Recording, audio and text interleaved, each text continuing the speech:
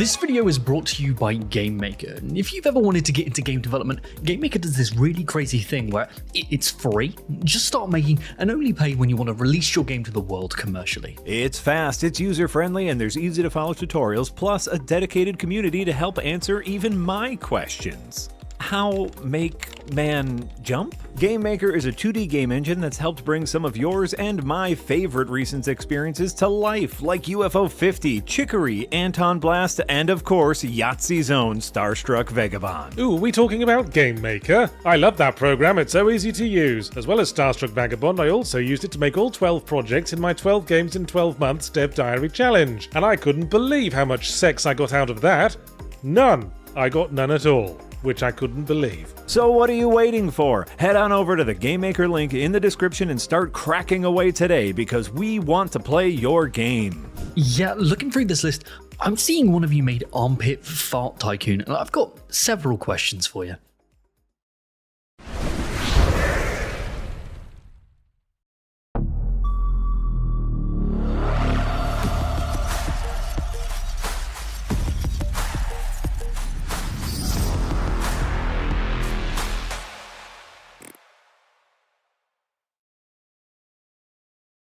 Hello, children. Welcome to the Windbreakers podcast. I'm Yahtzee. I'm joined by Marty and Jay, as always. Hello. Hey up. And this week, we're talking about the ravages of time. Time as a gameplay mechanic, whether that be time loops or just a game that even acknowledges the concept of time, as in day-to-day things like your Stardew Valley and your Persona. And perhaps even the altars, which is part of the reason we wanted to talk about it, but I insisted on not putting it on the thumbnail because fucking all our thumbnails are going to have the altars on it at this rate. Oops, all altars. We could put a different altar on each one. Maybe one will have a beard, one will have a little mustache. Yeah. This is, I noticed, as I was saying before we went live, there's an awful lot of super chats already. People have a lot of opinions on time. It's almost like it's a universal concept. Yeah, I think a lot of people have to deal with the concept of time in their everyday life. Yes, it does. If you don't, it'll be incredible. Yes, the concept of mortality. Imagine if we all lived forever. Do you think we'd have the kind of culture we would have if we all just lived forever? I would say no. No. It'd be chaos or boredom. I think a lot of laying down. I think eventually it would be feeling boredom. melancholy. Yeah. Yeah. So, this is something I'm going to talk about in Semi Emblematic this week as well, but I've noticed that it's quite hard to stop playing games like the altars, like Stardew Valley, like Persona 5, because there's something about that day-by-day schedule thing that it's like a sort of micro-structured peaks and valley sort of very efficient delivery system. Mm-hmm. Because yeah, most you of hit these, the downtime. yeah, at the end of most the of day. these games you go to bed at the end of the day. The game says, "Okay, no more work, pencils down. It's time to wrap up the day." Like, go and throw a carrot at that lady who lives next door to work on your relationship with her if you must. But we're going to have to go home and go to bed. And that's usually how the game saves. At least it does in Stardew Valley. So you have to do that to save. And then the moment after you've saved, and you want to quit the game, but then the game's like, oh, wait, a new day has just begun. A new checklist of things to do. Oh, yeah, you might as well get started on it. And that's the trap. You do one thing, and then you're like, "Oh well, I can't save again till I get to the next day. Might as well just keep it going." Yeah, it's a really it's a really potent loop. And I found myself thinking the exact same thing in the altars as I was finishing it this weekend. That I kept being like, "Well, I should do one more," because it's almost like every chapter ending on like a little cliffhanger. Or like every Netflix episode being like, well, I want to see what's happening in the next one because of just what happened here, but I guess with possibilities. I think the very smart thing the Altars does is that it gives you like a square mile of alien terrain, which is completely unmapped and hostile. But then you get used to that as much as you get used to your base. You explore it, you map out everywhere you're going to put mining facilities. But then after a while, you have to move on. The sun's coming up. So you have to move on from the place where you're familiar and have to ditch everything you think you know about the world in order to like start again with a whole new world. But in the course of that, you always have the familiar structure of the base and going to sleep in the base every night. Mm-hmm. That's what makes it so compelling, I think. Yeah, I think some of it is also having, not necessarily with the alters, but with games like Stardew and farming sims like that, the tasks that you have been self-imposed. A lot of the times you are deciding what you're farming and what you're doing. So waking up and being like, I need to water my plants is very different when they're given to you by the game. You have this patch, do this. When you have like hoed the ground yourself and planted the seeds yourself, the motivation to then care for those things, I think, is a lot higher when it's player motivated. It's also, I found myself staying up on like Friday and Saturday night later than I normally would playing the alters, because when I'm wrapping up a day, I have a clear vision in mind of what I want my next day to be. I'm like, I really need to, I'm low on minerals, so I really need to set up a pipeline to get to the mineral stuff. But also, this dude seems very upset. So I want to make sure I'm on his good side and feed him a nice meal or put him in his little crank-off chamber so that he's happy. Whereas if I then take a break and wake up in the morning, I might forget that the guy needs to crank off. Or I might forget that I'm low on minerals. And then all of a sudden I'm gathering organics and I'm like, Johnny's all backed up over here and he needs to go to the crank-off chamber. Is that what those rooms were? Were they crank-off chambers? I assume. I mean, I always like to be in a nice beach scene when I'm cranking off. Sure, yeah, same. When I'm cranking off with the crankbait that I've assembled. You know about this crankbait, Jay? It was a fish. We learned it in the fishing game about crankbait. Yeah, Oh my it's a God. thing. Well, I guess that speaks to the fact that the thing a timer automatically adds to any gameplay system is urgency. Yeah. Which is a good player motivator. I think a lot of games like Persona, they have a sort of false urgency, where it's like you got all the time in the world to pick the thing to do. And yeah, but it's you like use up the morning slot on something. Yeah, it's like committing to the action progresses the time rather than it being there's a couple different ways games handle this. There's it's less stressful to do the advanced time when you pick a thing to do thing. Yeah. There's the idea of like the clock is always ticking, which is the alters or Pikmin or like Dead Rising.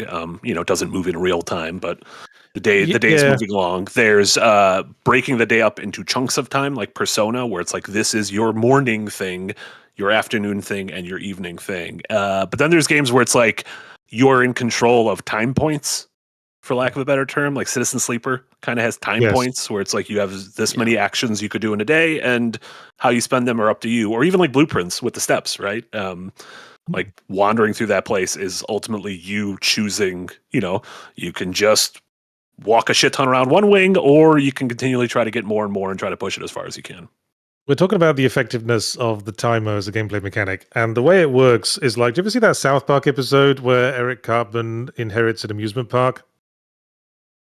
And all he wants I stopped watching by then. It's a quite late one, but all he wants to do is like playing it by himself, and just sort of lord over his friends that he has it. But then he realizes he needs to pay someone to maintain the rides and someone to keep the people he doesn't want out. And so every day he like comes to the gates and reluctantly says, "Okay, I did the adding up, so okay, I guess the 5 of you can come in today." And by the end of the episode, he's having to let in huge crowds to be able to keep the place running. And that, and then in that episode, like it becomes this new marketing trend where companies and businesses try to say to people, "All right, you can come in if you must, but we'll just barely tolerate you." I think that's how this works. The timing thing. It's like, okay, you can have this much to do, but then you've got to stop. No more. You gotta eat your vegetables and no pudding, and then go straight to bed. Yeah, it needs to give you enough to where it feels like you're accomplishing something, but not enough to where it feels like you are like fully sustained. Yes. Like at the end of every day, in any of these games, I always feel like, if I had a little more time, I could have done X, Y, or Z, which I think is why it's so tantalizing to immediately be like, one more day. Yeah. I think also a huge part of it is I think this mechanic in general could be very annoying if it wasn't tied to, and this can be framed in multiple different ways in games, but seasons. If you didn't have an overarching sense of time above the day-to-day, if you could just endlessly do summer in Stardew Valley, just doing the same thing over, the timer and having to go to bed would be kind of annoying. But knowing that you have a certain amount of time to harvest a specific crop, or the sun is coming in the altars, you have X amount of time to do the things you want in this area. Get going, right? This sense of urgency is also imparted upon those kind of seasons and the change above the day to day. Yeah, it's like micro and macro time almost. Yeah, I hadn't thought of that. It's like the primary and the secondary gameplay loop. Mm-hmm. That's Persona's even makes similar total of like sense. how do you spend your day versus how are you going to spend your month until you're going to get expelled, kind of like. So it's like small parts of the larger whole. Yeah. I'll tell you a game that doesn't have that sort of secondary loop, but sort of works for me anyway. I've been playing Date Everything recently. Oh yeah. Yeah, because I want to fantasize about shagging my bed. And if you're not familiar with that, it's a sort of visual novel where you're a dude in a house and you have the magical ability to anthropomorphize every inanimate object in the house. And they've all got the different personalities and you interact with them and you can have relationships with them. But it's also got like a day-by-day time schedule thing. Like you've got 5 actions in the day. You can talk to 5 objects in a day and then you have to go to bed for the next day. Mm-hmm. And I find I'm not usually one for dating sims, but this is like keeping me going. Because the relationships, like, always sort of are things you have to work on. Like, someone says, okay, next time you talk to me, you'll need to have spoken to this guy. And maybe you found the mysterious being under the stairs. Yeah, Do or you talk feel to like me the only at a time- specific time of day. Like, only talk to me afternoon. Yeah. And there's not really a secondary loop at this point. It's really just like almost like a sandbox dating sim. Yeah, and there's like there's a unlimited management thing. days. There's no like end of the days. So you can just keep going. But I'm finding it weirdly absorbing because a lot of the the friends you make, they've got objectives you have to pursue across multiple days. Like say, come and meet me at this specific time, and then there's times of day, right? Yeah, we can continue our specific plot. Yeah, Jay, you And, mentioned management. Is that like kind of like the idea of like compartmentalizing these mechanics? Well, Do you think that's something? you said one thing there that really tickled me, which was it was the idea of I can only talk to this one thing at one time of the day, right? And you only have 5 actions, so you have to manage. Okay, well at this time of day, I'm doing this, I'm doing this, I'm doing this. I've got an example of this. So I've been clinically obsessed with Dune Awakening. Like I've not been this addicted to a game in the last 10 years. You do seem to keep bringing it up. What about Night Rain? Night Rain was the previous one. Man, You said years. That was a week ago. I've got a new friendship with Night Rain over. Man, you're such a fucking whore. You are. I love it. I'm a game addiction slag. Wait, When's the last time you played Marvel Rivals, you slag? I boycotted that game. That game because they fired all the American devs. So USA. Yeah, I got permanent residency. USA. So there's a thing in Dune Awakening where if you're familiar with Dune World, the sun and just is gonna kill you. So nighttime is a very important thing, and water is a crazy resource. Like you need it to do everything, and it's very hard to get early on. So one of the things you do early on is there's a specific window of the night where the dew in the air will like attach to all of the like plants around. So you have like a dew sickle that you will go out and like harvest the droplets off of the plants at this very specific window. So I found myself very early on playing with friends, rallying people to be like, I don't give a shit what you're doing. Get your dew sickle out and go suck the droplets off these plants because we need it. And planning the entire day around, okay, when is the sun going to be out? When can I be safe? What do I need to do? Where do I need to be when the nighttime strikes? Because I want to be near plants and stuff like that. That kind of management of not only your own time, but like you were explaining with what was it, Date Everything? You got to like management of other NPCs and people. Yeah, you do have to manage the day. Like, if you want to romance the chair, you should only talk to them in the evening because that's when they put on their improv comedy show. If you want to romance like your nightmares, you have to make sure to try to romance the coffee machine just before you go to bed. That's awesome. I- It does sound I- fun. I do love talking about Date Everything, especially with other people who played Date Everything, while in the company of people who haven't played Date Everything. Yeah, That was because it sounds literally insane. Yes. We did that last creative meeting, So and I felt like I was having a stroke. So I was talking to Jesse Galena, and I was like, "Yeah, I tried with the water heater, but they weren't really like pushing my buttons. Now I've decided to deliberately antagonize the clock." And Jesse's like, "Yeah, I want to antagonize the clock. Have you tried that? Have you tried getting off with the bath?" It's insane. It's absolutely insane. Whom amongst us has not tried getting off the bath? Yeah. We touched a little bit on it, but it feels like in terms of time, like time loops has become a core mechanic in. It's not like it's a new mechanic because Majora's Mask had that, but just in the past few years, we had stuff like Outer Wilds, Returnal, Deathloop, Stars in Time, Minute. I mean, yes. Yeah. I mean, obviously, Majora's Mask was first, but it's weird that it didn't really become a trend until Outer Wilds came along. Yeah, and then we've seen it in a ton of stuff, and I feel like every year I see another handful. And I don't know if that's just because it's kind of like roguelikes. It's almost like an economical way to, you can make a small handful of things and reuse them in interesting ways. Yeah, as opposed to making something bespoke. But yeah, I feel like that those time loops utilize time to kind of strengthen your relationship to the people and place you're in. I think like Termina as a city in Zelda feels more alive than any other city because you are experiencing it from all of those different time angles.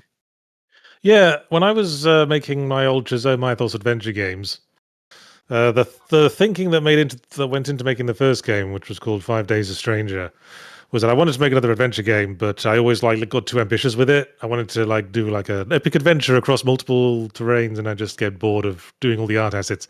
So then I had a great idea. I would set a game in one location over multiple time periods, 5 days in this case. Sure. And then I only had to make one set of rooms, and then wrote a drama that went from room to room, like a play with different sets. Yeah, that's the thing. That was kind of a revelation for me. Yeah, I think it's nice for players. I think I'll say one game before I say the next one because I'm sure Marty will pop the fuck off once I mention it. But Time Splitters is a series that I really enjoy in the sense of with the same character in a kind of schlocky way, you're experiencing multiple different time periods, and they explore different themes and gameplay mechanics and tones via that time mechanic. And I think another game that does that really well is Chrono Trigger. Pop off, Marty. I'm popping. Yeah, because it's kind of the grandfather of time travel games. I like how Jay says Chrono Trigger and you immediately make the Zelda sound. Yeah, I don't know. That's my noise for when something exciting happens. But yeah, Chrono Trigger was the first game I remember where you have to think of time as like an ally to how to solve certain side quests and stuff. Like, if I leave this stone in this cave that sunlight is pouring into and come back 65 million years later, it'll be imbued with the sun. Or if I teach this mayor not to be greedy, his ancestors will also not be greedy. I was a PC boy before I was a console boy, and my experience with discovering that was with Day of the Tentacle, the LucasArts adventure game. Yeah. Okay. Yeah. The premise of that is you're in the same location, but you're controlling 3 different characters. One's in the present, one's 200 years in the past, one's 200 years in the future. And of course, you have to do things to affect things in the future. Like the dude in the past has to put a hamster in the ice machine. And then 200 years later, the lady in the future has to take the cryonically frozen hamster so that they can run a wheeled power generator. That's awesome. Yeah, that was the first Tim Schafer game I ever played. That was great. Yes. There's one of his better ones, I'd say. Probably my second favorite of his LucasArts ones after Grim Fandango. There's also the other form of time, I guess, is more of you see this a lot in kind of detective games, but it is in trying to piece together a chronological puzzle of what happened. A little bit Nobra Din. I was especially thinking though of Immortality, Telling Lies, and Her Story, where you're trying to. use context clues to create a timeline of events. I've played a couple of detective games where that is literally like the gameplay mechanic. You have to, Yeah. you've got like cards or like objects representing events, and you have to place them in the correct order to win the quiz, the challenge. Mhm. I think what was it called? On Your Tail did that. Oh yeah, that's right. We did that on Yahtzee Tries, right? Yeah, which is fun, because that's what detectiving is. It's figuring out what happened in a specific situation. Yeah, it seems like a very logical, like, here's us taking something in the real world and turning it into a mechanic in a very like 8A way. It's difficult to do so though, right? Mechanically, because it's very easy to tell a player when they're right. You have deduced the correct answer. Well done. It's very difficult to tell the player that they're wrong, not in a video gamey way. Because what are you going to do? Go to trial and not have it pass, right? Like, Sure. Like what was with that second booth that you can't see after your booth in Papers, Please, which double checks your work and tells you if you got it right or not. Yeah, you're like, well, why am I even here? Why don't you just have this booth? Starting to feel redundant, but then that's work in like Soviet Russia for you. Yeah, I guess that's true. Lots of make work jobs. Yeah. There's also I've been on my Switch too. The game I've been playing most is Breath of the Wild, of course, 2017's Breath of the Wild. But Breath of the Wild does a good job of using time to sort of refresh the board and juice things up a little bit using blood moons. Because I don't even know what it is, every in-game week or whatever it is, you'll get a blood moon and you'll get the little cutscene where all the moblins and everything have respawned, and they all like sort of level up a little bit compared to what you are. So what was just like regular basic ass red ones at the beginning, you'll go back later and they'll be like blue ones or black ones. And so like the game is kind of like keeping pace with you, and those blood moons are almost the game's way of saying, all right, we're throwing everything out and replacing it with, fresh water now. Yes. See, that strikes a good balance, that Blood Moon thing, because I've always appreciated an RPG or open world game where once you kill all the enemies in a specific area, they all stay dead. Sure. Because that gives you a sense of progress. And when we talk about having a sense of time, that's what we're talking about, giving the player a sense of progress. Mm-hmm. Meanwhile, there's plenty of other games where you just leave the area and come back in and all the motherfuckers have come straight back. Yeah. The disadvantage, of course, of despawning every enemy you've killed is that there's nothing left to fucking kill by the end of the game. But I think the Blood Moon method is a good way of sort of shunting the respawning enemies thing to the tertiary gameplay loop and get you to understand that, you can have fun here, but we need to be like getting some things done. We need to get these specific objectives done to put an end to this horrible situation we're all in. I also always wonder if I don't know if they've ever done like a GDC talk on it. If because this game, it was originally a GameCube game, so it ran on old hardware. If this was a way of almost like the game being able to, I don't know the words, reset its cache. Is that the word I want to say? Almost like the game's way of being like, okay, we can like empty the recycling bin of everything you've killed, so we don't have to remember all this stuff anymore, and we could just put stuff. It's almost like the game only needs to remember stuff for a certain window of time, as opposed to remember placement of enemies and whether you've killed them or not for 100 hours. Yeah, that is quite a hefty load on the save file, remembering every single thing you've killed. But we've got all these fancy computers now, might as well make use of them. Absolutely, instead of just having crazy. It's interesting. AI slot.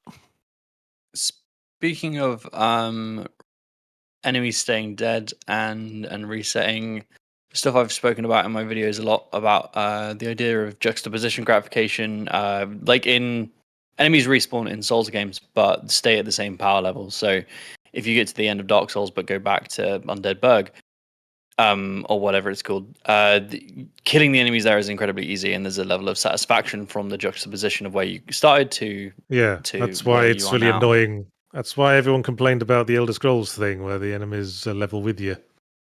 Yeah, but it's more thematic in Breath of the Wild, but that's exactly what's happening in Breath of the Wild. There's an event that happens that brings the power level up to where.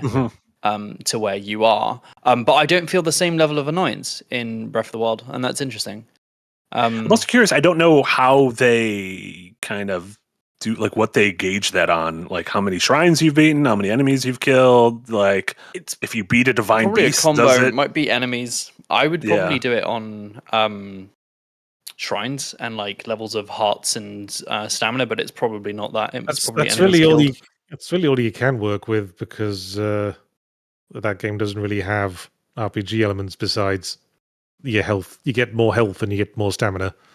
Yeah, if it is just done on Yeah, there's no like kill, XP unless there's like invisible XP in the game or something. It doesn't. Yeah, you don't like you don't gauge how much damage your sword does based on your level. Well, It's just the entirely stamina and what health you've found. is the good gauge of how much content you've completed. If it is just done on kill, that seems a bit odd, because if you're kind of bad at the game and you're fighting the same camp over and over and over, but dying to the final big moblin or whatever, you could feasibly kill thousands of them. Sure. And then suddenly a blood moon comes and they get even harder, but you haven't actually progressed. So like that would be a rare situation, but that could happen. So I don't know how it actually fully operates, but yeah, it's interesting. Yeah.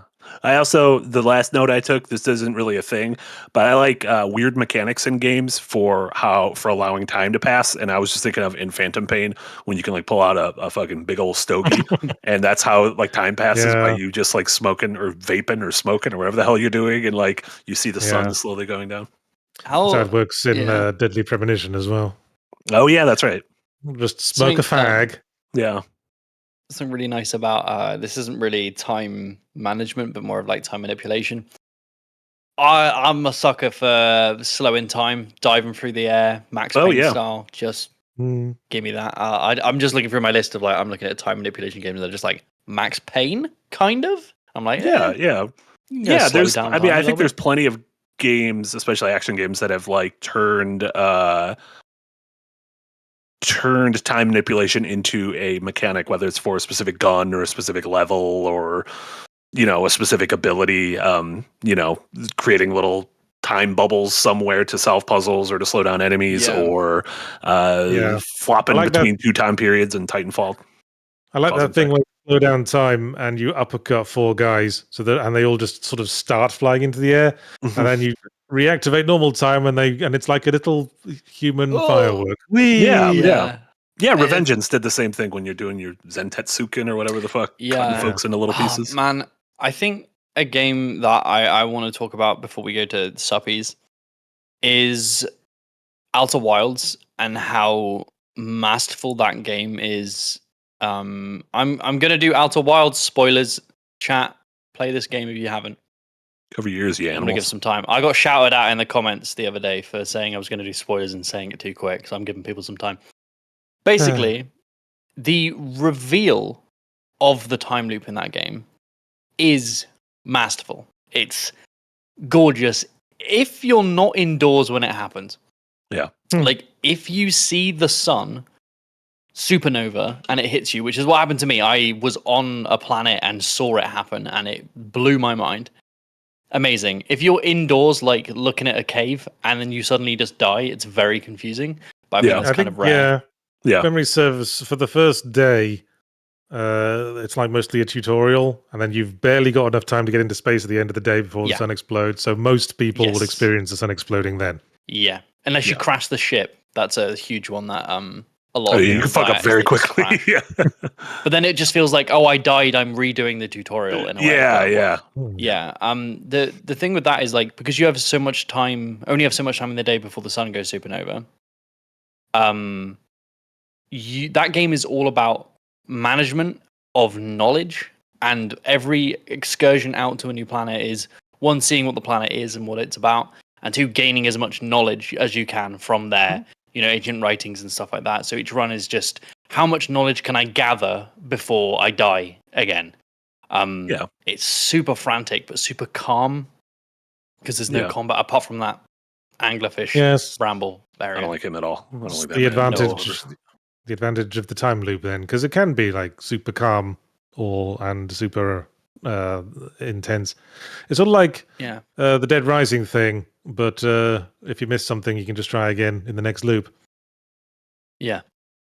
It's a good mechanic. Yeah. It's probably why people use it so much. Mechanic. There you go. On that note, lots of people with lots of opinions on this.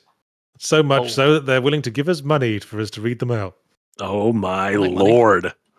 Starting with Raven, who gives $5 to give us his weekly word of the week. Week 5, non-germane. I know you don't want me to put a definition, but now I'm worried what will happen if you aren't here. I don't know what that is, but can I have germane a guess? is something relating to a topic. So us discussing these games would be germane. If suddenly you were like, I like how high Mario can jump, that would be a non-germane. Yes, it just means relevant. Not relevant. And, non-germane is not relevant. Yeah. There you go. I was going to say someone who's not German. Non-German. Non-germane. He's not from Germany. He's a non-germane. Non-germane. Man, why do we call Germans Germans? And we call it Germany. The French call it Allemagne, and the Germans themselves call it land. How did that happen? Why are the French calling it fucking wild out here calling it that? How do we divert? Wild, mate. Why do we divert so much on that? I mean, every other country's got mostly similar names, like France, Francais, and whatever Germany calls it. Does every other country call England England or Britain? Well, in France they call as anglais, l'anglais, which derives from the same derivation, the Angles. In Fable they call it Albion. Yes, which is an old archaic word for the British Isles. They did their homework on that one. There you go. Anyway, Raven then gives us $10 and says, I really like the original Dead Rising's time mechanic. I liked how you could totally screw yourself if you saved at the wrong time. But if the game was based on replaying it, it felt fair. And as I say, that sort of led to the time loop concept. And it otherwise, it just loops entire playthroughs, which most people wouldn't have the patience for, I'm sure. Despite it obviously being like a 360 game of that generation, that the time mechanic in it felt arcadey at its roots in a way that kind of makes sense for Capcom, given their arcade history. But I always thought that when playing it, like this felt like a game that with some tweaks, you could imagine putting quarters in it. In some and then like I'm gonna do a run of and see how far I can get. Yeah. Mm-hmm. Hjort87 gives 20 Danish kroner and says, if combined with unmarked timed quests, GTFO. Yeah. Remember the intro, the prologue for, well, not the prologue, but the first bit in Deus Ex Human Revolution, where the game's secretly timing you as you walk around your office. And if you spend too long walking around the office, like the hostages have been shot when you get to the next mission. That's not good. But you don't even know it. Yeah. It's one of the things that I think more games should do as failure states is diegetic time. So, like you said, if you don't get to the place quick enough, the people die and you have to restart from a checkpoint. Like when there's a sense of urgency in a game narratively, but you can't just stand there, like doing a bunch of side quests before like going to save the princess or whatever, right? There should be failure states of you did too many and now the person's dead because you took too long. I think that's really interesting and I haven't seen many games do that. Well, you don't want to discourage people to engage with the content, I suppose. Fuck them. I don't want people to play my game. I tend to gravitate towards small thing, like taking care of those small personal requests before the larger overarching ones. Like even in the altars, when a personal request would come through, someone's like, can you craft me that old axe that I had in my life that my wife and I had? Like I would put that before, hey, I should probably be building this bridge so that we can get out of the way of the sun. But I was like, well, I want to make this guy happy. And if I don't do this soon enough, he might be mad at me. Yeah, we're only going to be building that bridge once. We have to see this guy every bloody night. Yeah, exactly. I do remember, that being said, those hidden time mechanics, I remember in Dredge, there was like a random dude, you could like go to like a random beach and find a random dude in like a robe, and he's kind of muttering. Yeah. And it was like, I need to bring something back to him. And by the time I actually figured out what I needed to bring back, I brought it back and he was just dead. And I was like, oh, well, that sucks. I don't. Maybe I missed something. I don't know. Like, I think it's better. I don't know. There's probably like a better way to handle time like that than giving you a strict. You have 10 days until this man will die. or having no idea whatsoever that this thing was even timed. I think something like the blueprints thing, whether you measure it in distance traveled rather than actual time passed. Yeah. But anyway, Hjorth87 then gives 20 more Danish kroner and says, also, is pancreas just a funnier word than viscera? No, Hjorth87. Pancreas is the name of a specific organ, whereas viscera is just a general term for guts. For goops. Thanks for giving us money, Hjorth87. Hope you learned something today. I learned a lot about, speaking of body parts, I learned a lot about the placenta during 28 years later. If you want to learn about placenta, wait to watch that. See the hit film 28 Is that in cinemas? It is. I give it a thumbs up. I'm really not sure. I'm going to go see that tonight. In what context placenta appears in 28 years later. Placenta. That sounds like, a classy Italian dish. Ooh, placenta. A plate of placenta. Yeah. Fungus Finder gives $2 and says, even I know you can't have a game without time. Well, yes, fine. In the strictly literal sense, all things are the passage of time. We're talking about games that acknowledge it. Acknowledgement, damn it. Is there a game time is passing as you play any game outside of time? Time-free games? All those fucking YouTube playables that I just idly play forever when I'm doing something else. I guess Super Hot. If you don't move, you exist outside of time. Well, they say that, but time moves very, very slowly if you don't move. I find that a bit annoying. I wanted to stop and get a sandwich. Dude just slowly coming towards you with a knife. Yeah. Can't stop time. Dusty Gilbert, welcome to Tip Jar. I think you're new, Dusty Gilbert. I'm sure I'd have remembered a name like Dusty Gilbert. Welcome, Dusty Gilbert. We love to have you here, Dusty. And then Dr. Theo, member for 17 months in Tip Jar, and then gives us $5 to say, I've always enjoyed the flashlight from Amnesia the Bunker. The fact you have to make noise to use it keeps you on your toes. Yeah. Which I guess is a time mechanic because it is only illuminated for a short amount of time. And then you have to pull the string on it again. Put yourself in danger to get more light. It's a beautiful balance. Get more bunker. To become a bunker boy. The classic Doom 3 dilemma. Do I want to shoot this dude or look at the dude instead? Do I want to be able to see things? Yes. Rick Whitechest gives 100 Mexican monies, I think, and says, first super chat from this weasel. Been thinking about storyteller's character and plot point reactive system and questionable dialogue choices aside. Viewfinder's amazing photo overlaying mechanic. I was reminded of Viewfinder the other day because it was the answer and guess the game. And I got it on the first guess. Oh, nice. We haven't had a good... I guess we had blueprints. We haven't had a good first-person little brain teaser game lately. No, the problem with Viewfinder and Superliminal was that it's really like a one-game concept. And everyone looks at it and goes, wow, that's amazing. Bet you could make a great game out of that. And they did. And then there was nothing really more to do with the concept. Yeah, and I think also the games tend to have really good demos because they're kind of like, this is the idea. And that, same thing, there was that Maquette? Was that? No, Maquette? Remember that game? It was kind of like the recursive, you were building a little diorama, but it was like a recursive world inside of it. Yeah, I think I remember that. I don't. That sounds awesome. Yeah, and just another one of those first-person puzzle games from a couple of years back. But, Storyteller was that game where you create stories by placing tiles in the correct order. So doing that thing we were talking about. And it was quite good. A little brief, but I enjoyed it. Yeah, I thought it was a neat concept. Yeah. Mr. Movies, etc. gives $10 and says, hey, gents, super swamped last week and on vacation this week, so you could say I won't have time to catch many live streams. Waka waka. But here's a dono for the great work you all do. Cheers. I thought that was great. Thank you. Yeah. I like the waka waka. It's not even a pun, though. Time. We're talking about time. It's just using the word time in the expected context. Anyway. It tickled me pink. Alex Armstrong gives... Tickled me pink. Yarg. Who dares tickle the pink of the dread pirate beard? Who made me laugh? You bunch of cunts. Alex Armstrong gives $2 and says System Shock 2 is getting a remaster this Thursday. I heard about that. I'm probably going to have to be I'm probably have to be balls deep in Death Stranding 2 this week. But I've already played it. Oh, look at you. Look at Mr. Connected. Oh, look at Mr. keeps Look denying at the fact that he's a system twink. shocker. Wait, you didn't already play Death Stranding 2, right? I'd fucking fight you if you already played it.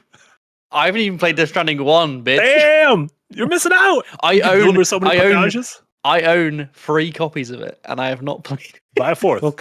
Well, can I have one? Yeah, no, not Death Death Stranding Stranding 2. I've owned 3 copies of Death Stranding 1. Oh, okay. That's technically a copy of Death Stranding 3. This is true. You can combo them. I really need to do a video series of me going through the design of just like Kojima games as a fresh, because I haven't played any of them as a freshie. So you'll be playing them for a while. There's a lot of them. Content, baby. Yeah, some of them very long as well. Phantom Pain will keep you stuck to it for ages. Anyway, Spider William 13 gives $5. Says XCOM and Frostpunk make watching a ticking clock stressful but rewarding, like waiting for your pizza rolls to finish and burning your mouth on bite number 1. There were times in the altars when I needed time to move forward, especially near the end of the game. I was like, I know exactly what I need to do, and all my dudes are doing it. So, like, what can I do to make time? Like, I just need it to be 4 p.m. right now, and it's 11 a.m. And so, like, I'd find a random rock to mine just to make time go fast. Or just work in the greenhouse so botanist can get on with cooking everyone's dinners. Oh my god, feasts! I kept everyone happy by that's the secret of the altars. Cook feasts, everyone will be happy. Yeah, sure. Yeah, until of course that bit where you make the thing that is guaranteed to make some people unhappy. Oh yeah. Have you guys played Frostpunk?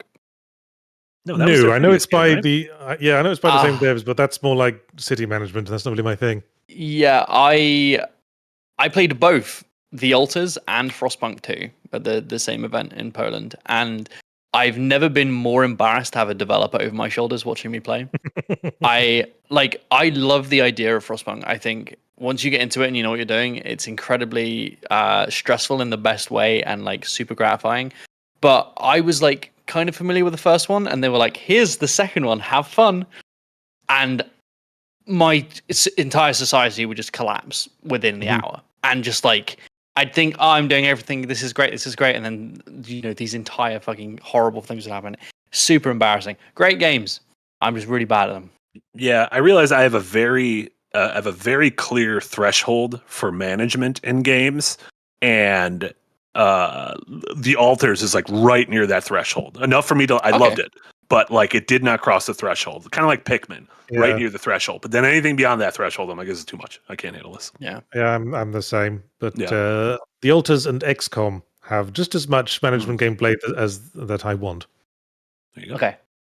Alex Armstrong gives $5. Says, I'd say Sonic games base themselves around time, looking for power-ups to get through levels as fast as possible gives off that cathartic speedrun feel. But I never try to go through the levels as fast as possible. I always try to find all the hidden like things you're supposed to find to unlock all the Chaos Emeralds. And that's probably why I find Sonic games very annoying, because you never know if you're going to like step on a thing that's going to take you on a little like sequence of movement things that means you can't go back. The only thing with Sonic related to time is waste of. Wow! Oh, I thought you were going to hog. I thought you were going to bring up Sonic CD there with its innovative time travel. It's Sonic's interesting because I feel like they did themselves a disservice by pitting it against Mario.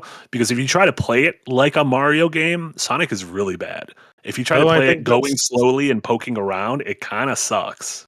I think that's far from the only disservice that Sonic has done to itself.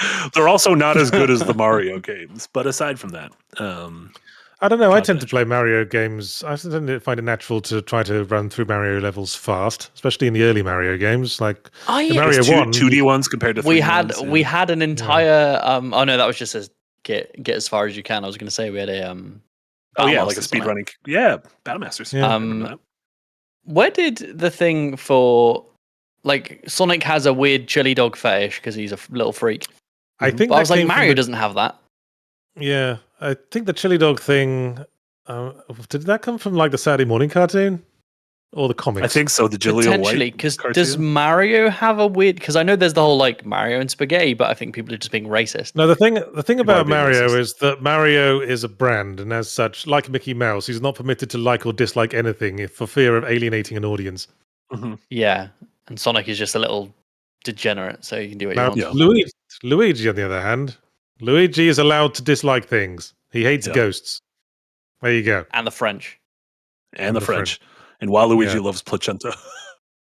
That's one thing I know about Waluigi. Give me your largest placenta. Yeah, it was just like Mum used to make. Oh God, I don't want to know about Wario and Waluigi's mom. Could you imagine her? That was the fucking best joke of the day. That was great. Oh, fucking hell. Juicy Jeff gives $2 and says the Sexy Brutal was the best Groundhog Day game. That was pretty good. Yes, that was a fairly early time loop game. The Yeah. thing I remember most fondly about it is that it had an electro swing title theme, and I'm quite fond of electro swing as a genre. Oh, I don't even remember its title theme. It was electro swing. It sounds like it. Yeah, I'm picturing electro swing in my head. Anyway, Cat Groove. That's one of my favorite electro swing songs. There you go. Incidentally. Juicy Jeff gives $5. Says, Yachts, how about a few brunch beers for when you're hangry at the end of these pods? Lager and eggs, ale and toast. I won't judge. It's after 9 a.m. somewhere. Friday morning.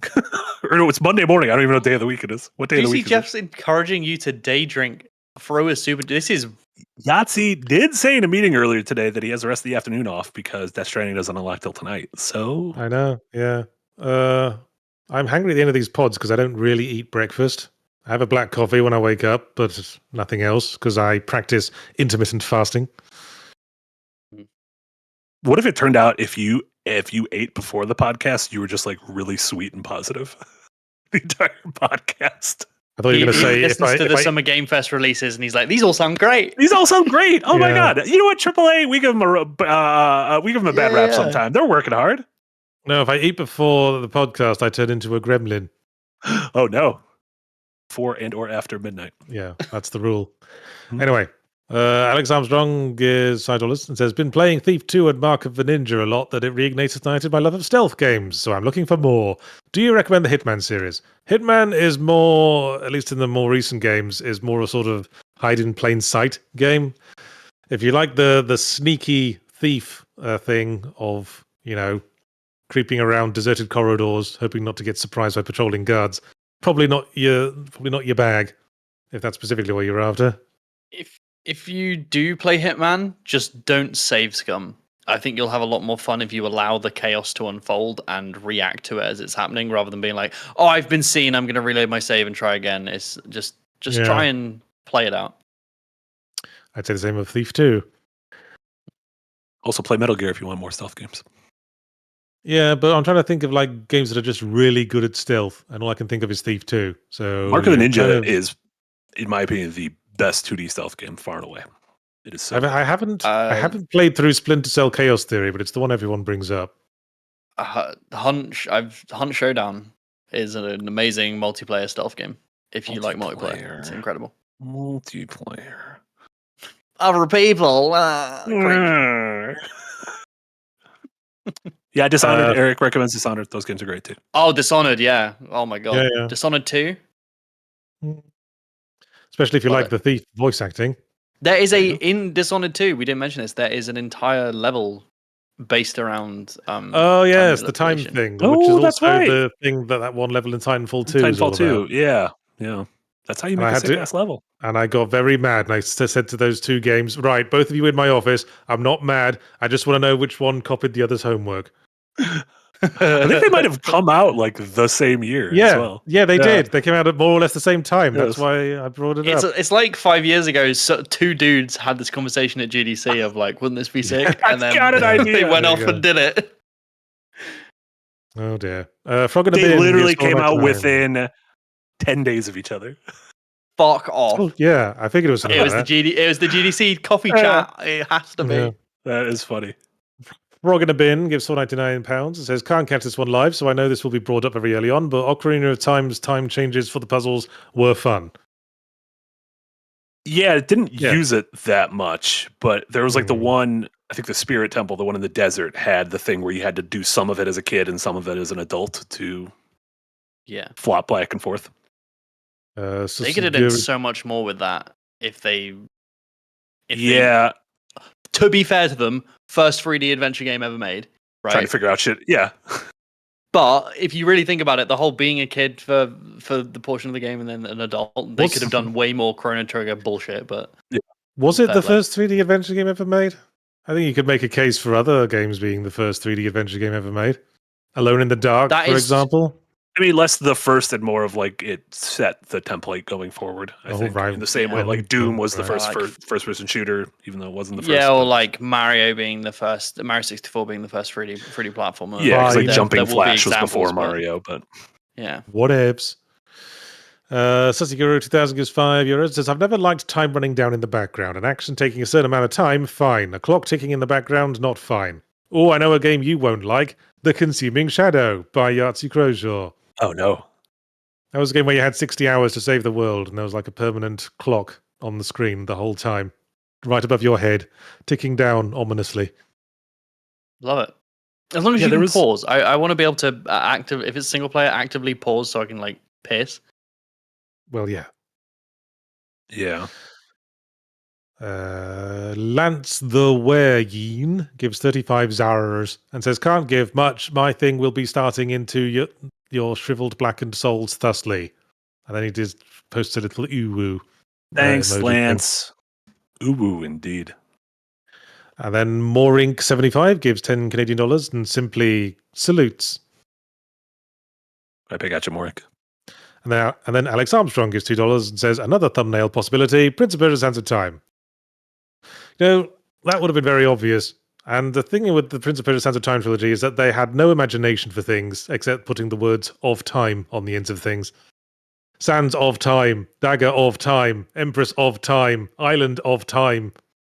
I mean, mix it up, guys. To be fair, it was a series we haven't touched on. The rewinding time aspect is a huge, not just mechanically, but thematically, is a huge part of all of those series. Braid as well, the much more direct use of time as a mechanic. Yeah, but Jonathan blows, you know. Well, he didn't at the time Braid came out. We all liked him then. And then he started blowing more. God damn it. Cut back on the blowing, dude. Oh, look who it is. It's Tsunami Dusha, and he's got a shiny $20 for our collection. And thanks, nothing Tsunami Dusha. Is his want. And nothing to say. Peter Parker SL gives $5. Says, might be stating the obvious, but the one more day mechanic sounds like an expansion on the addictive one more turn aspect of the Civilization games. Well, that's exactly 6 of one, half dozen of the other. Much the same thing, really, yes. Yep. I'd say so. You touched on it at the beginning, Yahtzee, and I think you nailed it on the idea of it is in a macro sense, the peaks and valleys of gameplay loops. The coming down and going to bed is getting into the valley, and then the ramping up to do all your daily tasks until the noon, and then ramping back down. It's a perfect flow. Peaks and valleys, I'm telling you, it's the best way to pace a game. Super important. It's also if time is constantly moving, if it's not like a Persona thing where you just do an action, that's your night action, but if time is actually constantly moving like Alters or Pikmin, it can create really intriguing senses of urgency where, like, I think when I got to, without spoilers, when I got to the third location, Act 3 location of the Alters, my first day exploring, I went too far out and night was coming, and I was like, fucking, how do I get back? And I didn't have any batteries, and I was like, I can't climb up this. And I'm like, there has to be another way. So there was this like mad scramble during the last hour trying to get back to the ship, which that was a very unique thing for me, and I thought it was like a very exciting character it's moment. ludonarrative that you've created for your gameplay experience. I had the same thing in Dune with I was out getting really rare resources in my buggy, which is and filled the thing up, and I was like, oh, this is great. And then suddenly the woman was like, a sandstorm is coming, and I had no way of getting back to base, and I couldn't enclose the buggy, and I was like, my buggy and all of these resources and me is going to die, and I'm going to lose, I'm not joking, like 15 hours of gameplay, and I'm like, I'm going to be fucked. But managed to like cram the buggy on the side of a mountain and have the storm go over me. And I love that. So memorable just because of those ludonarrative things we create ourselves. That's cool.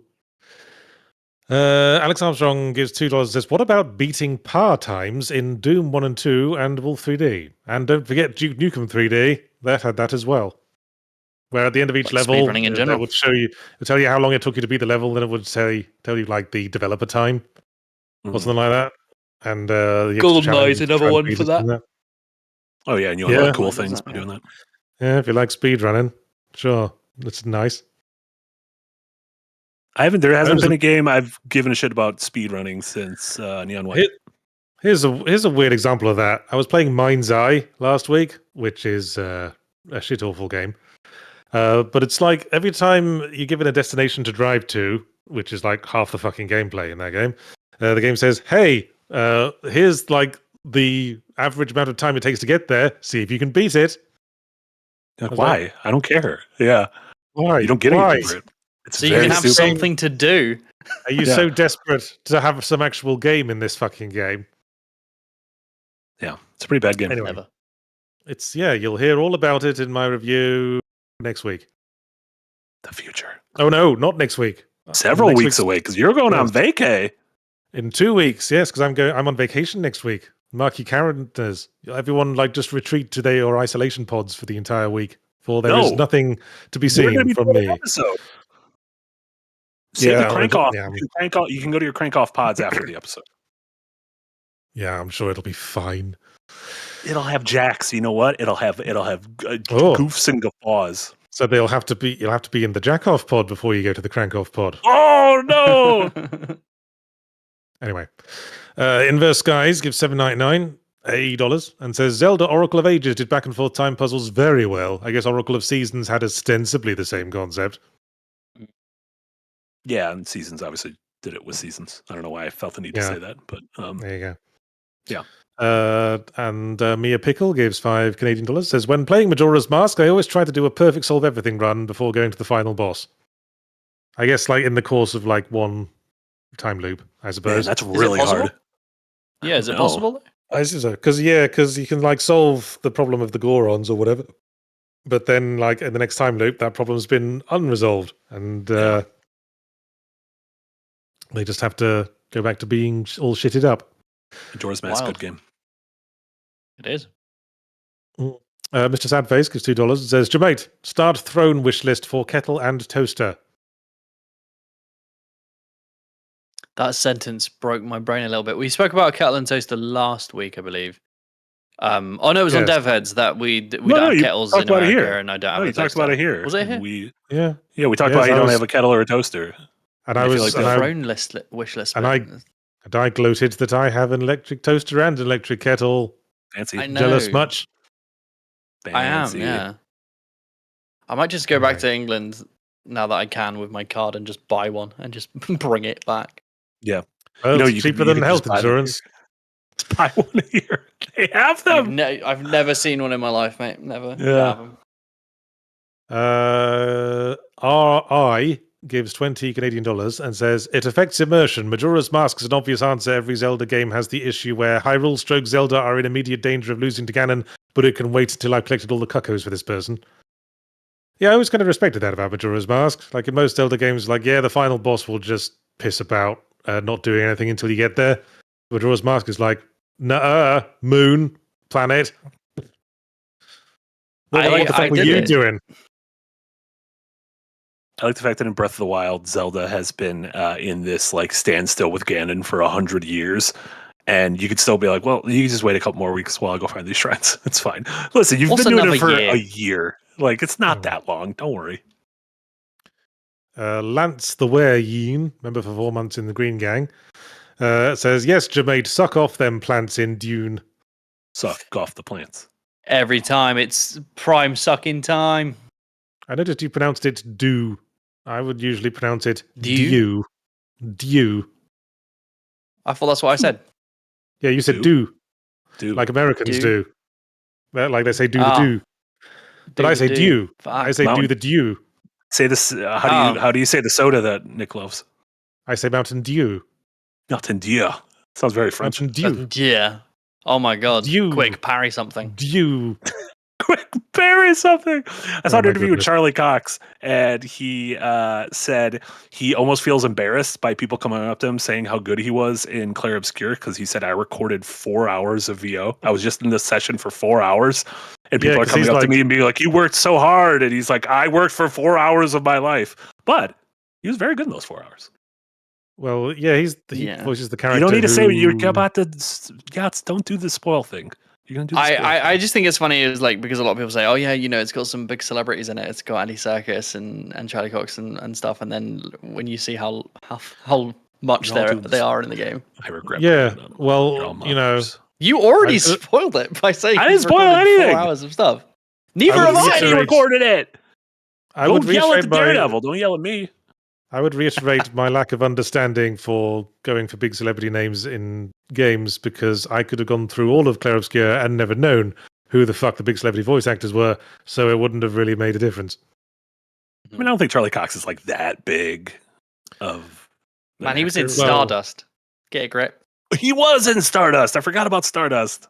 Oh, fucking That's a great everyone was in movie. Stardust. I was in Stardust. Damn. Yeah, I was playing I was one of the stars in the dust. Beautiful. oh my god.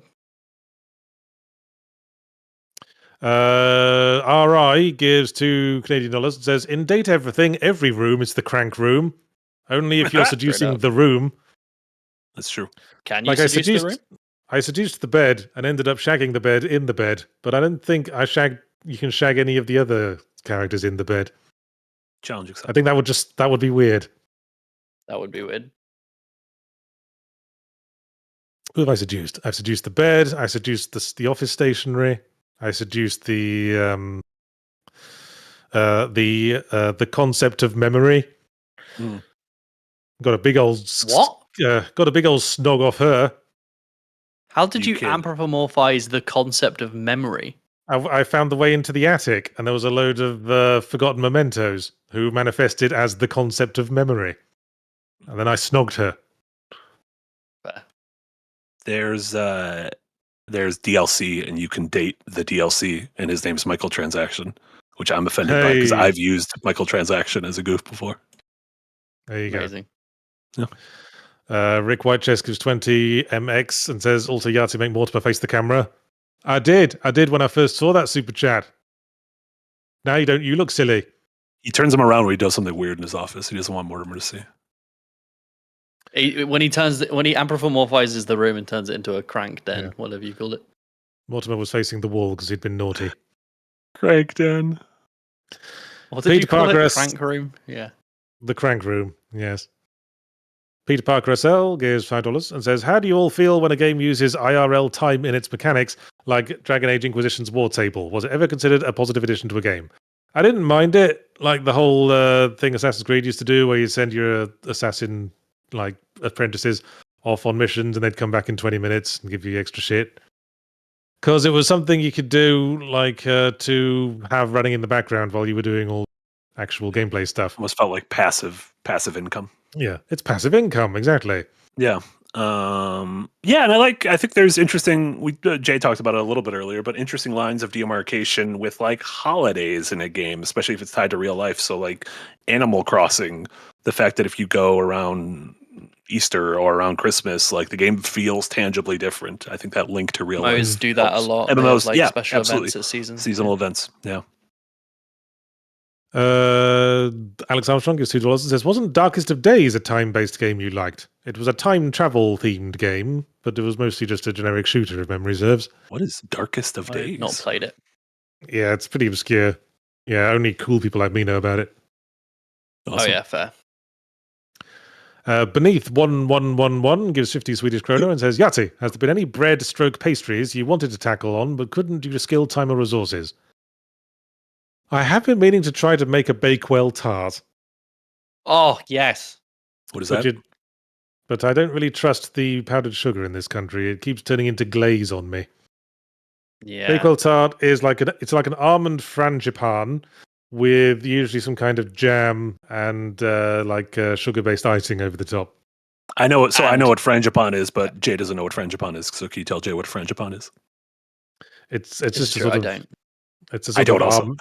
It's just like a. No, I do a know what it moist is. almond- That's the bit. It's sort of like moist almond cake. Sort of. Delicious. Yeah. Usually in a pastry casing, and you forgot there's usually a glacier cherry on the top. Yes. But that's not a thing in America, it turns out. They don't have glacier cherries. I wanted to source I don't them give to a put on my I don't give a Belgian shit what they do buns, here. but they You didn't make have a any. British one, or I. Is that just like a maraschino cherry? No, it's a candied cherry. Maraschino cherry is just like no. Maraschino is just sort of pickled in like something. But it's pickled candied in like sweet syrup. Yeah, but it's not the same thing. All right, a glacier cherry is like shelf stable. It's been candied. The way you candy like lemon peel or something. Yeah, like you mummify Nana. Exactly. Mummified Nana? I don't know where that came from. Let's move on. We got to get to the next topic. This is all very confusing. Yes. Get to the crank then. Witticism gives $5. Says Dead Rising 1 is my favorite use of time. There were lots of hidden triggers tied to the time limit you needed to know for completionist runs. I didn't realize a lot of people have very fond memories of Dead Rising.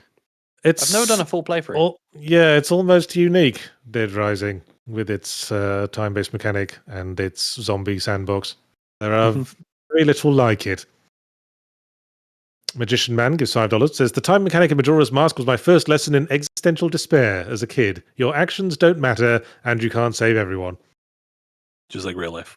Yes, sounds like someone was sailing down the Nile, the nihilism, as it were. Ooh. Incredible. Alex Armstrong gives $5. Says a time mechanic I like is the last level in Sonic Superstars, where it's the previous level but in reverse and rewinds time with harder platforming. Oh yeah, that was a neat pretty level. clever. Yeah. And then Alex Armstrong gives $2 and says, there are any Blinks the Time Sweeper fans here at all? No. Nobody remembers Xbox exclusives from back in the day. I do. I own both Blinks games. They were great. Little cat with a time traveling vacuum. He was great. No, the games are pretty bad. I didn't even realize there was a second Blinks the Time Sweeper game. Yeah. Blinks the Time Fucker. Well. Empathetic frogs. I always have to fucking maximize this chat window to read that whole thing out. Gives $2 and says Hinterberg's time mechanics feel rather rigid. Don't know that game. Dungeons of Never Hinterberg? heard of that. Oh, Dungeons of Hinterberg. Yes. Isn't it just Persona-y? Persona? It's just Persona. Yeah, it's Persona-y. Yeah. You explore dungeons in the morning and you hang out with your chums in the afternoon. Mm-hmm. Chums.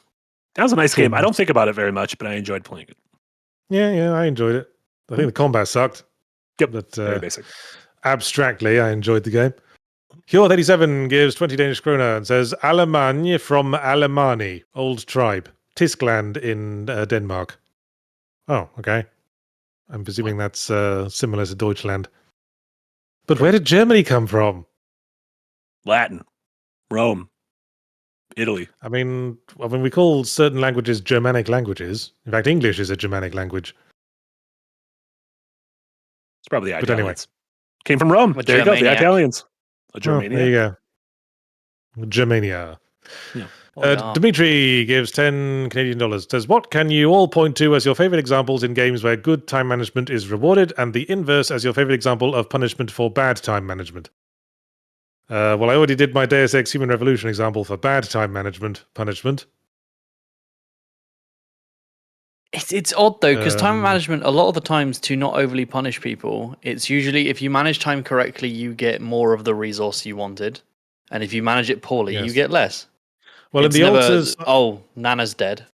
In the altars, I felt motivated to get everything done quickly at the end of the day, so we could all sit down and watch a movie. What movies did they have? Are they like movies? It was like YouTubers made their own. They got a YouTube comedy troupe that made little skit movies. Like these little 10-minute movies. And do you get to watch them? Yeah, there's like 6 or 7 you unlock by exploring the overworld and find like discarded like film discs. And it's shit awesome. Like, a 10-minute skit about people trying to figure out which one of them is the alien. Mm-hmm. Just made bespoke for this game by this what was they called? Chris and Jack, I think, like a YouTube comedy. Chris and Jack. Yeah. The worst I know. The worst I ever feel about time management is in early Pikmin games. If I accidentally leave my Pikmin behind as night falls, and then you see a little cutscene of them all getting eaten by like the nighttime fauna. La la la la la. Himbo House Husbando gives 10 Canadian dollars and says, as far as the French are concerned, the term Allemagne comes from the Romans calling a specific tribe in the area Alemanni, meaning more or less all men. The term was adopted to mean all Germans. Can we talk about the fact that in Italian, all men is Allemagne? Alemanni. Yeah. Allemagne. I'll have a plate of that. I'll have a plate of all men.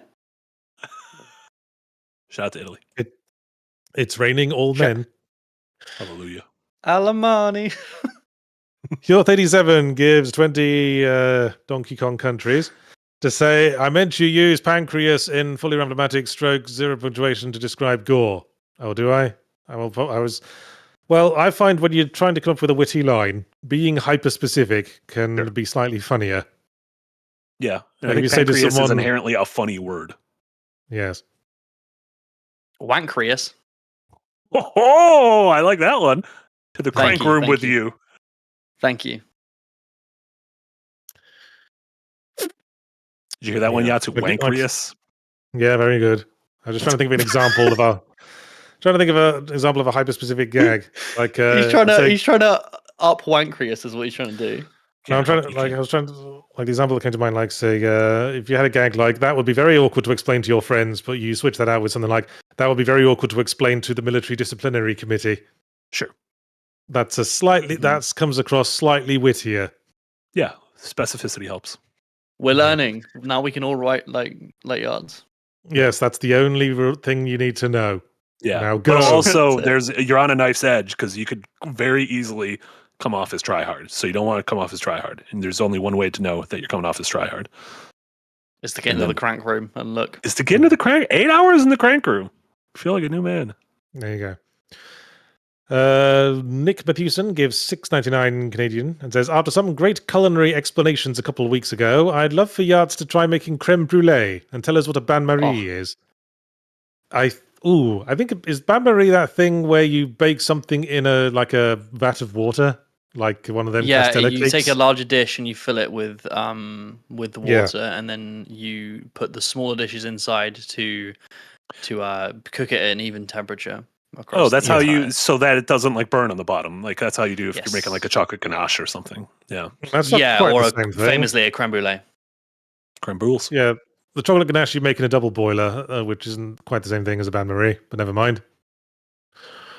Snake in the Garden gives €2 and says, sorting out my cable drawer at the moment. How bad are yours? Yeah, pretty bad. Yeah, mine's pretty bad.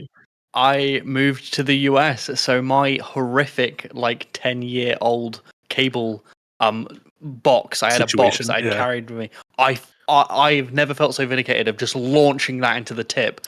Fuck off! You're not my problem anymore. Yeah, I got some storage boxes behind my head. You might have noticed. One of them's labeled. You can literally see wires in them. Yeah. One of them's just labeled random AV equipment, and I'm afraid to open it again. You might get attacked. You might anthropomorphize. You might kiss it. Oh yeah, it might your best. The concept of clutter. Ensnare me in its thrashing limbs. Yeah. I'm not sure you can romance the concept of clutter. You can romance a dust bunny you find behind the couch in data. You can romance a glitch. Ooh. Clutter? I barely know her. Hey. Diane Spencer gives £50 and says placenta is actually a Roman cheesecake. Still no job yet. Oh, I'm sorry. Have you considered marrying an heir to the throne, Diane Spencer? That would probably set you up. That was a People's Princess joke. A little Also, joke. Taxis. Don't do it. Yeah, why don't you go marry Prince Andrew? He's technically an heir to the throne. throne. He's bad. Don't do that. Good luck. I'm sending you positive vibes. Searching for a job. More power to you. I believe in you. Yeah. Lance the Wereyeen gives 35 Zaros and says, Harold from the Carrion ZP, a bundle of mouths and pancreases. Ooh woo. Man, everyone who's a fan of my videos knows my jokes better than I do. Was that a Yahtzee I can't joke? remember. I have to make up a new raft of gags every week. I can't remember them a week down the line. I can't remember jokes I 1 week literally to the don't next. remember the video I made last week. Yeah, Like, that's the life of content creation for you. yeah. But there are people on the chat, you could just tell them a random fully randomatic or ZP quote and they'll just instantly tell you what video it's from, and I probably couldn't do that. Marty's. Bunch of smarties. Hawkeye Goch gives 50 Swedish krona and says, Shadow the Hedgehog loves Latinas. The memes told me so. I see. Great. He likes Shout a bit of out that to- shimmy, shimmy, shake, does he? Shout out to Shadow the Hedgehog. He's an ally. Okay. I mean, yeah. Is he canonically like black? Whatever you're going to Shadow the say. Hedgehog? I mean, he's a black hedgehog. Like his fur is Yeah, black. yeah. And he has Is been he- pretty marginalized in his life. Sure. I mean, he was voiced by Keanu Reeves in the movie. So, Oh, appropriation. whereas Knuckles was voiced by Idris Elba. Oh, reverse appropriation. Where are echidnas native to? They're like Australian, aren't they? Are they no, real? that's yes. Oh, that's cool. Echidnas, native habitat. Yes, they're from Australia. Man, Sonic was a mistake that just keeps happening. It Mhm. just keeps going. Miles per hour. Yeah, you can't stop him. That's how Sonic is. That's a problem. He's rolled up in a ball and he's off by the time I see he him. keeps getting those goddamn emeralds. Someone's got to do something about these emeralds. We need to either put him somewhere safe or just get rid of them Yeah. and move on to something Yeah, may else. I suggest a safe?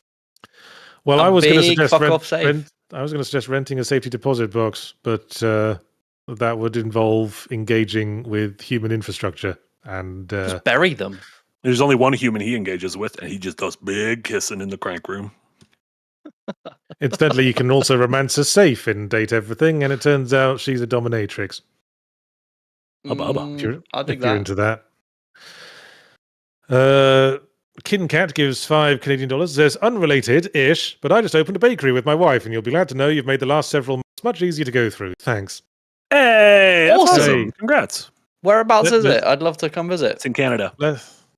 Tell us Fuck. about your signature bakes. I want to make better cakes than you. I just want to eat your cakes and Why are bread, you and making, I just why are you want making baking yeah. a competition? because he it can't already monetize is. it. He doesn't want to. Thanks to fucking British television, it already is. Yeah, I guess that's true. Yeah. Society did that to And us. Jesse Yeah. internally, editor, wonderful person Jesse, has been stepping on your turf on bread I posting know. hours. He started bread posting before I did this morning. Posted his pale, shitty looking banana bread. It was Beastie in poor Boys rise taste, up. in stark Beastie comparison to Boys. what that banana bread probably did taste quite good. So I bet it was in poor taste. Just kidding, Jesse. I'm sure it was lovely. Jesse, fucking roast him in the next edited Yahtzee Tries video. Fucking mean- terrible part. I mean, I can't judge because the thing I made this weekend was bread pudding, and that's like the easiest fucking thing to make in the world. yeah, You just rip up some thing. bread, soak it in custard, and bake it for a bit. Put it in the pudding it's machine. delicious though. Yeah, it's quite nice. It's like ultra poor person dessert from the days of like really grim Victorian England. King Cat says baking mostly bread, all sourdough. Cranberry brie is a good one. A cranberry brie bread? Cranberry Fuck brie yeah. bread. Shit, I got to Sounds- step up that my sounds game. Great. You can also portmanteau and call it cranberry. Cranberry. Cranberry,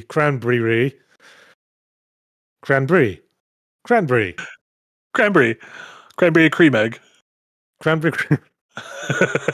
My brain's broken. Oh no. Oh, yeah, you made me laugh.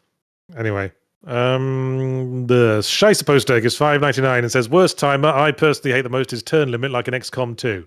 Yeah, I really like XCOM, but I really bounced off XCOM 2, largely thanks to having so many timed missions in that. Mm. I want to take my time. I want to take my time to explore. I want to strategize. Yeah. Right. Zarafa gives $5. Says, I wonder if chat already brought up FF13 Lightning Returns. Just saw a video about it, and welp, it's a game, all right. Oh, God. I was Yeah, hoping that I'd was get one. through the rest of my life without thinking about Lightning Returns. That was one where the world is ending in a finite amount of time, and lightning needs to stop it. Yep. You could do certain Yeah. things to slow down time. Yep, that's shit again. Shout out to lightning. Scheisse Poster gives 11.99 euros and says, one for Mr. Marty, the lover of Persona, worst Jojo. Said I'd beat the boss today, but made more coffee, lost my way. Time was red, I'm out of luck. Thanks a lot, you stupid truck. What? Was that Persona? I was very I- prepared for Persona, but then you said JoJo, and I've never watched JoJo, so I don't know if this was a JoJo thing. Oh or my if there's god, some watch thing. JoJo's. What happened with the truck, I suppose? Did you get isekai'd? Iseki'd.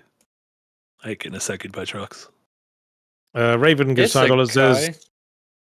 you aren't going to be here next week, Yahtzee. Next week's word might have to be lugubrious again, lol. No, course- I'm not. I'm still not going to learn it. Which, of course, we all remember means... Fat donks. No, that's Calipigian. Oh yeah. What did Lazy? lugubrious mean? It meant like melancholy, right? You feel sad. Yes, sad, disconsolate. All right, I'm not gonna learn it. Anyway. Listen, So I got Sigurd- enough. I've maxed out things I can know. So if I want to learn lugubrious, I got to delete something from my memory, and it's not going to be Well- something from Neon Genesis Evangelion because I need those. Yeah. Well, maybe you could forget the scene where Shinji wanks off over Asuka. I'm lower than low. That's what he says. He does a crank off. I believe in the Yeah. English translation, though. He says I'm a fucking mess, which is also true because you shouldn't be cranking off next year. He certainly made one. Oh no! Prankers. Such Go 2000 gives €5 and says, so date everything is the JD Vance simulator. Yes, you can indeed shag a couch. Fuck the couch. Doublefinger gives €2 and says, can you shag the concept of cranking off? Too meta? I think it's too meta. Well, I think it's too Well, meta. the trailer hints that you can also date the game itself. Although I'm not sure how you get around to that. Damn, like the whole the file, the executable. Maybe. That'd be incredible. Susiguri 2000 gives €5 and says, fun fact, Germany invented Persipan, a marzipan alternative made from peach kernels instead of almonds. Tastes the same, but is much cheaper. Well, I hate marzipan, so much for muchness. You know the lead designer on Date Everything is this is his first game, and he's a voice actor. He voiced Noctis in Final Fantasy 15. Really? Yeah, this was his first game. Interesting. There's Yeah. like a million. There's like Well a million voice actors in Data. I think that's how they. I think that's They how got it- like he used a bunch of his pals. Yeah, they got every single thing you can interact with voiced by a different person. Impressively. Yes, Speakeasy Ray Chase is the lead designer. Kite gives 5,000 CLPs, clips, maybe, and says Skill Up posted a documentary on E33's development. The VAs remarked the process was very efficient, so no surprise Charlie Cox only needed 4 hours. Also, they got paid from Kepler's marketing budget. Yeah, I have that in my queue. I want to watch that because it's like a 2-hour doc on Expedition Man, 33. someone else trying to tread on our turf, making documentaries about game development. We were the first think- and only people to ever do it. Yeah. I think they should But also, step big shout off. out to Skill Up. I think we should make a documentary on us kicking the shit out of Skill Up. I think he'd beat us all up. He seems big, seems muscular, Well, there's Seems more nice, of though. us. but I don't want to fight him. I want to watch. I just wanted to watch his documentary. Well, let's challenge him to games he's no good at. Oh no, but I'll- I'm bad at all those games. I'm bad at every I'll- game. I'll challenge him to Battle Royale. There you go. Sasquatch Potato gives $5 and says sous vide is the process of cooking something in a water bath. A bain marie is a metal spoon holder. I think you're wrong there, Sasquatch Potato. Sous vide is a different kind of cooking something in a water bath. hmm Bain marie is Also, what the- does a Sasquatch know about cooking? exactly, or indeed a potato. Well, quite a lot, I suppose. Yeah, he's probably eating all sorts of potatoes out in the jungle forest. Yeah. Raw. He ain't sous videing those Ooh. potatoes. Or you know what a nice thing to make with potatoes is gratin. I love a good gratin. Oh, Yeah. yes. You ever had gratin? I've had gratin. Mhm. Louis gratin. Oh, I should make a gratin sometime. Do it right Lance now. the Were Yin gives 14 Zaras and says, we know your gags because we listen in our sleep. Yeah, I've heard people do that. Listening to Yeah. my 4-hour compilations to drop off. LOTR fan 193, member for 19 months in the Green Gang, says hi and bye. And then he says, tosses money and gives us $4.99 in a super chat. Incredible. Like Hi we're and Bye beggars on the reminded me- street, and he just chucks money at us and leaves. Buskin. High and By reminds Yeah. me of when you go to Moonside in Earthbound and everything's opposite. You talk to someone, they say hi and bye, and then they send you somewhere else in the level. Yeah, Shout I out to remember Earthbound. that. Double Finger gives €5. Says, I don't know if declaring Shadow the one character in the franchise black that's known for causing gun violence is good optics. Just saying.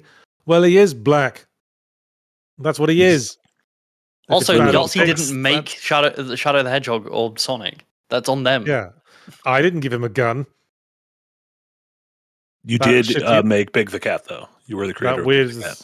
that weird shitty gun that for some reason has a pump action in the intro for Shadow the Hedgehog, even though it doesn't appear to be a pump action gun. Uh-huh.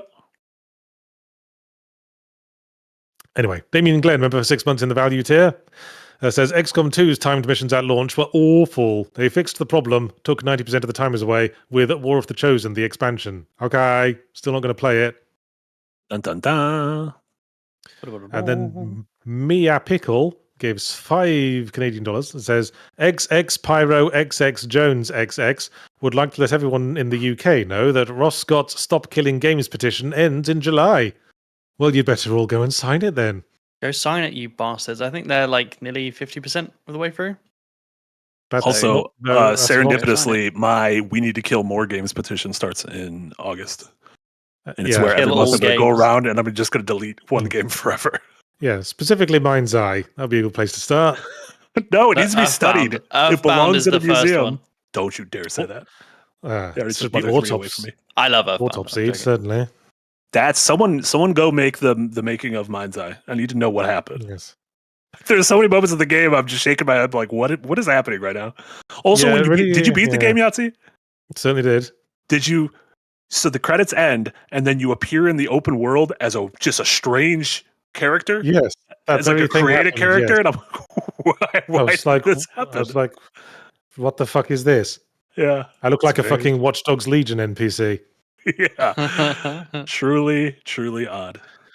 Anyway, Gay Bear Daddy too, a member for 19 months in the tip jar, and then gives $5 to say, "Oh no, they're out of super chats." As indeed we are.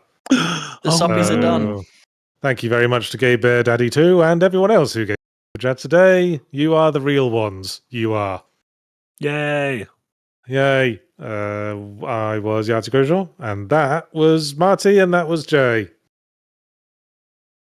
And the If you're content. listening, I gave a thumbs up. And the content winging its way to you this week. For starters, we've got My Fully Ramblematic on Wednesday, which will be on the subject of Mario Kart World and relatedly the Switch 2. You want to write Super beforehand every time. Every time I've written down Mario Kart World, I want to put Super Mario Kart World. But I know. what's called. Who even remembers that there was a Mario Brothers before there was a Super Mario Brothers? Bunch of olds. Probably fucking Jimmy Carter. Yeah. Power. Yes, I've also got a semi-emblematic dropping this week, as well as my weekly stream, Yahtzee Tries, where I will be playing some games. And then Adventure is Nigh, the new Adventure is Nigh that I am in, will be dropping on Saturday. And then after that, it's my week off. So there will be nothing from me next week. Don't all kill There will be yourselves, one though, thing because from I'll be you. back the week following that. Technically, you'll What? have one video, right? What will be the... Oh, yes. I've got a little bonus video that I have pre-made. Well, that I and someone else have pre-made. That will be going out at the usual Fully Ramblematic time. And you might want to watch it if you're invested in the yearly Patreon vote for the Summer Game Drought subject. $5 tier and above, you're going to get to voice your opinion next month. Mm-hmm. So that's my stuff. What else we got that's not me related? Jay, what do you got going on? Y'all got a dev heads this week. We got Dev Heads on Friday. I believe we have a really interesting guest coming, but I'm not going to say anything just in case they back out because these devs do be busy. But we got Dev Heads with an interesting guest, interesting topic. So stay tuned for that on Friday. I'm gonna go finish the Adventurous Night sound design. Online, so we can have that on Saturday. Everybody watch Adventurous Night. It's a fantastic show. Please Yeah, do. this Saturday will be the penultimate episode, second to last episode. Yes, and other than that, yeah, you'll just a new Oh yeah, there's going to be a new design delve, not next Monday, but potentially on the Tuesday, due to some scheduling stuff. So so look out for that, and then we'll see what we're doing with Windbreaker next. Like if we're doing Windbreaker next week without Yahtzee on this week off. Our vacations are kind of staggered, so Yahtzee won't be here next week, but Jack will be joining us, and then I won't be here the following week, but I think Nick will be filling in, and then I think you're going to be gone a week or two. I'm going to be gone the week after. Listen, July's for little holidays and for little trippies. That's fine. And then in terms of other stuff, we got Hidden Gems, normal time this evening. We'll have normal streams, the normal Nick and Jenna stream tomorrow. Also, if you're at that $50 tier on Patreon, the Phoenix tier, we're doing our monthly movie hang tomorrow after work, 5 p.m. Central. I posted in the Discord. We'll post again tomorrow, but excited for that. That's always a great time. I want to see as many people in that Patreon movie night as possible. We have so many Phoenix tiers patrons. But I want more people to show up to these movie nights because they're great fun. I want more of you to enjoy it. And I'm gonna show everyone. Oh no, never mind. I was gonna do a crank room joke, but I'm not gonna do that. I'm not gonna do that joke. Yeah, because that sounded like a threat. Suck it back in. Suck it back in. Normal stuff all week, and I should have a video essay going up on a couple of them in the near future. So keep your eye out for those. All right. One last super chat from Gay Bear Daddy 2, who gives $10 and says, also happy late Father's Day to Yahtzee. As I'm not an actual dad, I got too many happy Father's Days last week just for wearing a shirt with Daddy Bear on it. That reminds me of that joke I saw on Blue Sky once. It was one of those jokes that take the form of a dialogue between two characters. And one says, what should we call this insect? It's got long legs. The second one says, how about long legs? And the first one says, could we make it a touch kinkier? I like it. All right. That's it from us. On that note, we will leave you. Bye. Bye, everyone. See you later.